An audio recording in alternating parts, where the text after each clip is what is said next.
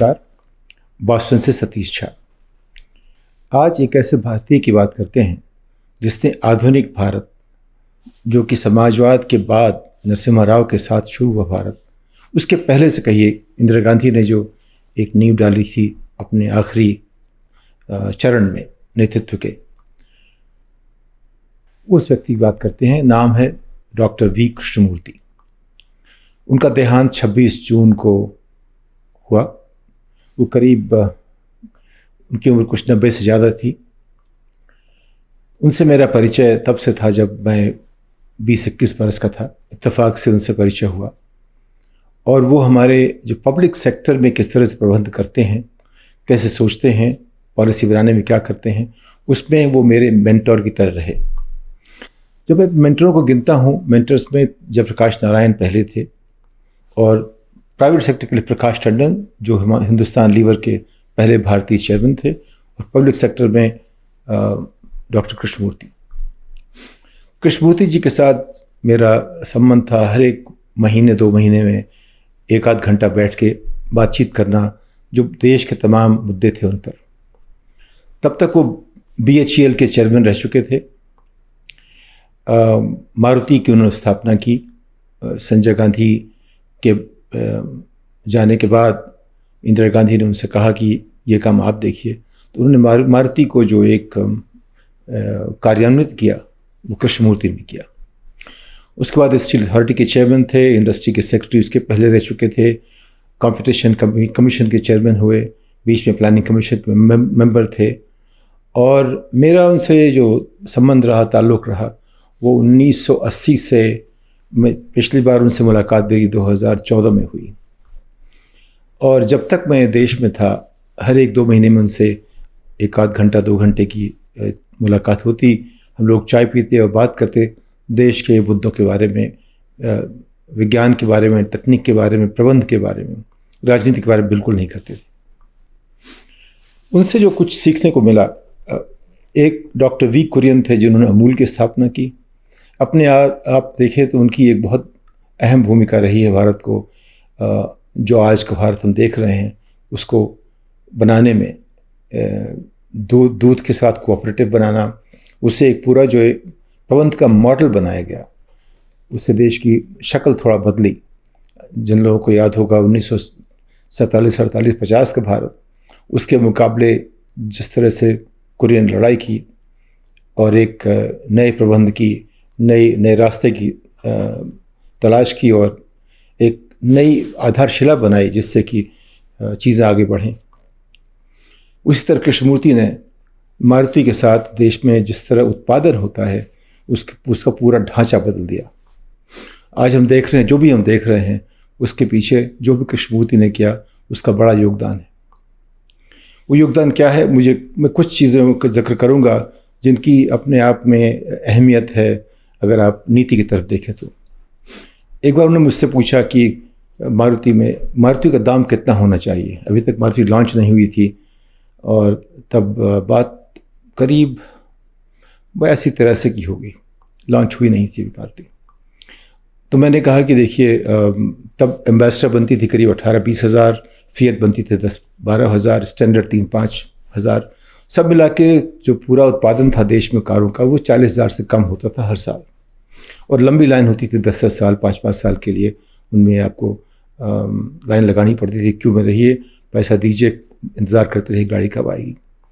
मारुति का प्रोडक्शन जो होना होना था वो करीब 1 लाख के आसपास शायद शुरू हुआ। अब बात आई दाम की। उस समय में एम्बेसडर का दाम करीब 18 से 21-22 हज़ार हो चुका था और फिएट उसी के आसपास उसका दाम था। स्टैंडर्ड शायद उससे थोड़ा कम की थी, लेकिन अब दाम तय करना था मारुति को। तो मैंने कहा जो भी आप दाम तय करो, अगर वो जो लोग खरीदना चाहते हैं उनकी आमदनी, वार्षिक आमदनी से ज़्यादा होगा तो बात आगे नहीं बढ़ेगी। तो हमने देखा कि जो सबसे, उस ज़माने में सरकार का एक नियम था कि किसी भी डायरेक्टर को 3,000 रुपये मासिक से ज़्यादा नहीं मिलना चाहिए। उसके ऊपर जो मिलता था वो सब किसी तरह का भत्ता होता था या कोई और इंसेंटिव या बोनस या कैश, जो भी, लेकिन जो बेस उसका 3,000 रुपये का था। उसमें महंगाई वगैरह जोड़ दीजिए तो मान लीजिए 12-3 36 और करीब 45-50 के आसपास। तो मैंने कहा कि अगर आप देखें देश में 1 लाख से 2 लाख लोग ऐसे हैं जो आज की तारीख में 45,000 रुपये उनकी आमदनी है, जितना खर्चा वो कर सकते हैं एक कार पे जो कि काफ़ी एफिशिएंट हो। तो उन्होंने जब कार निकाली तो कार पता लगा कि उसका दाम 45,000 रुपये रखा गया। तो मुझे लगा कि वो काफ़ी गौर से बातें सुनते थे। मेरा तर्क ये था कि 1 साल से ज़्यादा आमदनी जो है वो दाम में बदली नहीं जा सकती किसी भी तरह से। एक तो वो हुआ। दूसरा, जब बात उसके पहले की बात है, जब बात शुरू हुई कि हमें कैसी टेक्नोलॉजी लानी चाहिए, अभी तक चयन नहीं हुआ था कि मारुति होगी कि रेनो होगी कि किस छोटी कार को लाएंगे। तो टेक्नोलॉजी की चॉइस की बात हो रही थी। मेरा सिर्फ उनसे सीधा संबंध था। मैं भार्गव वगैरह से अभी तक परिचित नहीं हुआ था, मुलाकात थी लेकिन ऐसा परिचय नहीं था जिससे बात होती।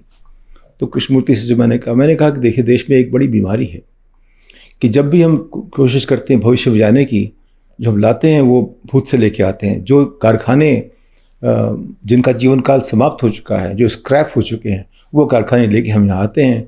हम सोचते हैं उससे हमारी कैपिटल कॉस्ट कम हो जाएगी, और कैपिटल कॉस्ट कम होगी तो हमारे चीज़ों को दाम कम हो जाएगा। उससे नुकसान ये होता है हम भविष्य में जाते नहीं, हमेशा भूत में रहते हैं।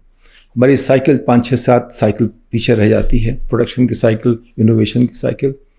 और जो हम निकालते हैं उसका कोई और देश के बाहर खरीदार भी नहीं होता, क्योंकि हर जगह फेज आउट हो जाती है। तो अगर भविष्य में देखना है तो आप भविष्य की टेक्नोलॉजी खरीदिए। वो जो कल जो स्थापित हो चुकी है, जो स्टैब्लिश टेक्नोलॉजी है, और जिसका हम आज इस्तेमाल कर सकते हैं आज की तारीख में, हमें वो खरीदनी चाहिए। तो जब बाद में पता लगा, जब वो लोग गए सुजुकी में खरीदने के लिए प्लांट, तो सुजुकी वाले तैयार थे शायद पुराने प्लांट के साथ। इन लोगों ने कहा नहीं, हमें नया प्लांट चाहिए। तो वहाँ काफ़ी ताजुब हुआ, हड़बड़ हुई, कुछ समय और देरी हुई, लेकिन नया प्लांट लेके आए। तो वहाँ जो शुरुआत हुई है एक नए प्लांट से, और दाम ऐसा रखा गया जो कि जिसमें प्रॉफिटेबिलिटी भी हो और जो उचित भी हो।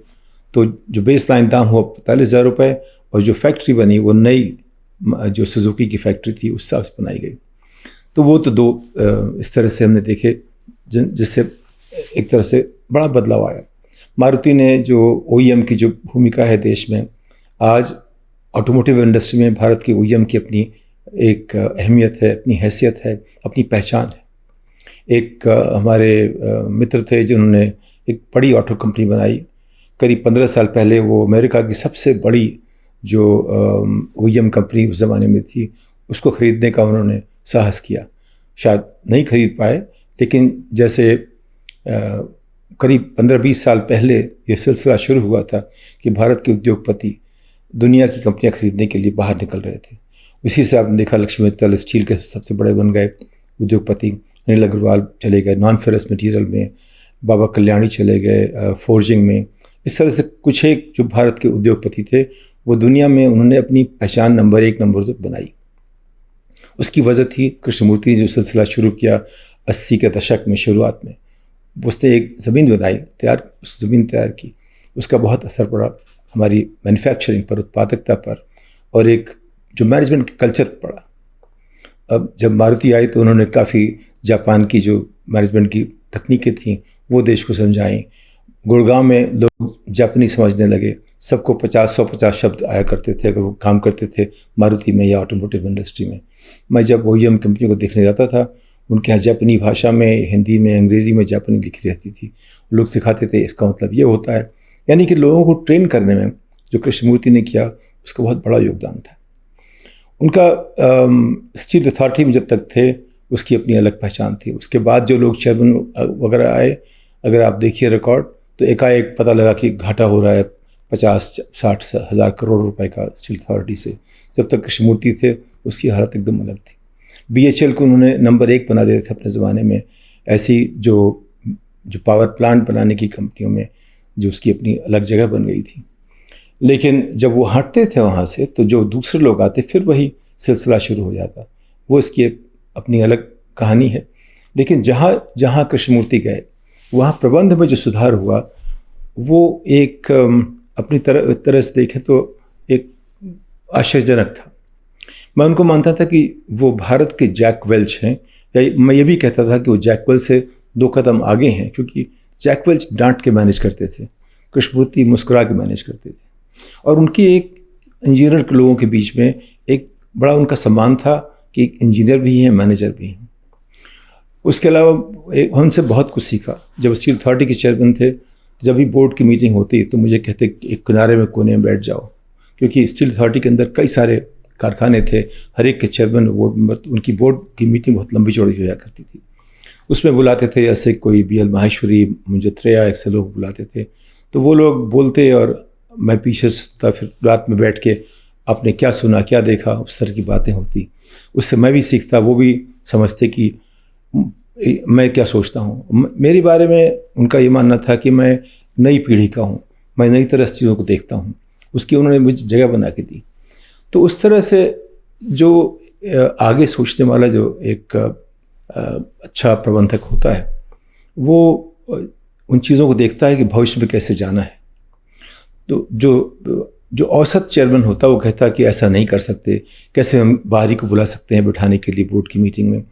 और लेकिन कृष्णमूर्ति ऐसा कर सकते थे, और मैं अकेला नहीं था। उन्होंने कई लोगों के साथ ऐसा किया जिनको उन्होंने गढ़ा, उनको समझाया, उनको नेतृत्व किया, उनको मेंटरिंग की। तो ये उनमें एक कला थी, लोगों को समझाने की, उनको बताने की कि अगला कदम क्या हो, उनसे सीखने के साथ में। एक बार ये हुआ, मैं कुछ 2-3 साल विदेश रहने के बाद चला आया, तो वो प्लानिंग कमीशन में थे। तो उन्होंने कहा ऐसा करते हैं कि दिन में तो रोज़ाना मुश्किल होती है, शनिवार को दफ्तर बंद रहेगा तो शनिवार को मिलते हैं। फिर हम लोग शनिवार को अपने ऑफिस के स्टाफ बुलाया, हम लोग 4-5 घंटे बैठे। उनको मैंने बताया कि मैंने क्या सीखा, घंटे भर बोला। उसकी जो उन्होंने समरी मुझे बाद में 2-3 मिनट में दी, वो शायद जो मेरे पूरे साल में जो मैंने सीखा उसके आंसर से कहीं 2 कदम आगे थी। तो मुझे लगा कि इनमें कुछ ऐसी बात है कि जो लोगों को जोड़ने की, जो कि प्रबंध चाहते हैं, और तथ्यों को जोड़ने की और आगे देखने की, कुछ भी उन्हें बताइए, उसमें से आगे देखते हैं कि क्या कर सकते हैं। उसमें कुछ जो इस तरह के गुण थे वो अपने आप में असाधारण गुण थे, और ये सभी भारत के वीर में पैदा हुए, वो बाहर पढ़ने नहीं गए थे, ये उनका अपना व्यक्तित्व था। उसमें एक सौम्यता थी, एक मुस्कान थी, एक शालीनता थी, और दूर तक सोचने की बात थी। कभी भी उनको मैंने मुस्कुराने के अलावा कुछ और देखा नहीं कि किसी से उन्होंने जोर से बात की हो। इसका मतलब ये नहीं था सख्त नहीं थे। एक बार वो किसी बड़ी कंपनी के चेयरमैन से मिलने आ रहे थे। उन्होंने अपने जनरल मैनेजर को, जो उनका एग्जीक्यूटिव असिस्टेंट था, बोला कि तुम एयरपोर्ट चले जाओ। उस ज़माने में टेक्नोलॉजी इतनी अच्छी नहीं थी, इंडियन एयरलाइंस के अनाउंसमेंट ठीक नहीं होते थे। तो जब ये सज्जन पहुँचे उनको लेने के लिए, पता लगा कि हवाई जहाज 5 घंटा लेट। तो जब वो फिर वापस चले आए, फिर जो लौट के गए तो पता लगा हवाई जहाज आ चुका था। जब तक चेयरमैन के पास पहुँचे तो चेयरमैन साहब के पास वो व्यक्ति बैठा हुआ था। तो उन्होंने मुस्कुरा कहा कि कोई बात नहीं। उसके बाद उनको कोई काम करने को नहीं दिया। तो मुझसे कहा कि अगर एक आदमी जनरल मैनेजर के लेवल पे एक आदमी को रिसीव ठीक नहीं कर सकता तो उसमें क्या और काम हुआ। तो मुस्कुराते हुए उन्होंने उसको फिर कभी काम दिया नहीं। तो मुस्कान का मतलब ये कमज़ोरी नहीं थी, उसका मतलब ये था कि हर आदमी को सम्मान दो, लेकिन जिसकी जो जगह है, जिसकी योग्यता है, उस हिसाब से उसको देखो, उस हिसाब से उसको काम करने का मौका दो।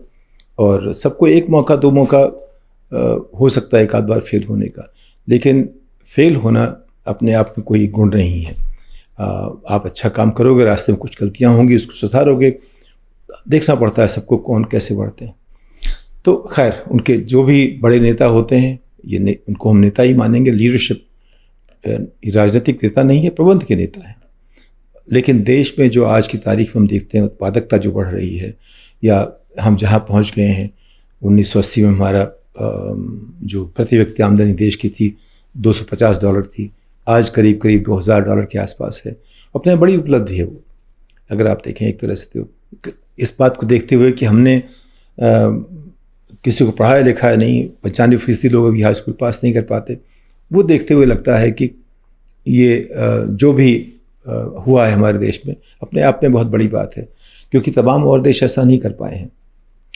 तो कृष्णमूर्ति अपने आप में एक आश्चर्यजनक प्रबंधक रहे, और उनकी जो भूमिका रही भारत को आगे बढ़ाने में, वो डॉक्टर कुरियन और डॉक्टर कृष्णमूर्ति दोनों को मैं एक तरह से मानता हूँ एक स्तर पे हैं, लेकिन कृष्णमूर्ति की भूमिका बहुत बड़ी है, क्योंकि मूल का जो मॉडल था वो दूध और कोऑपरेटिव तक ही रह गया, और जो कृष्णमूर्ति ने मॉडल बनाया उससे जो नया भारत का प्रबंधन है उस पर बहुत असर पड़ा। हम उनको श्रद्धांजलि देते हुए अगली पायदान तक आपसे विदा लेते हैं। नमस्कार।